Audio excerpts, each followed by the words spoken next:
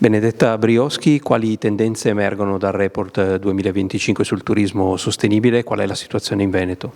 Abbiamo presentato questa mattina a Castelbrando la terza edizione del rapporto strategico sul turismo sostenibile e i patrimoni dell'umanità. Intanto c'è un sorpasso storico per il Paese, per l'Italia. Nel 2024 per la prima volta saliamo al secondo posto, quindi superiamo la Francia dietro solo alla Spagna con 458 milioni di presenze sul nostro territorio.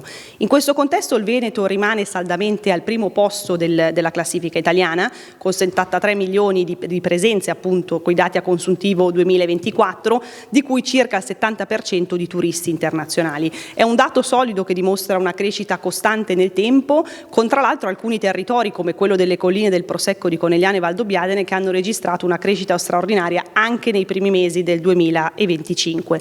Questa è una filiera che noi riteniamo strategica per il sistema Paese. Se la guardiamo da monte a valle con tutto l'effetto indotto e indiretto che genera anche sui tanti settori attivati dal turismo, pensate all'hospitality, all'alloggio, ai trasporti, alla logistica, ai servizi di cura appunto della persona, superiamo il 13% del PIL del nostro Paese.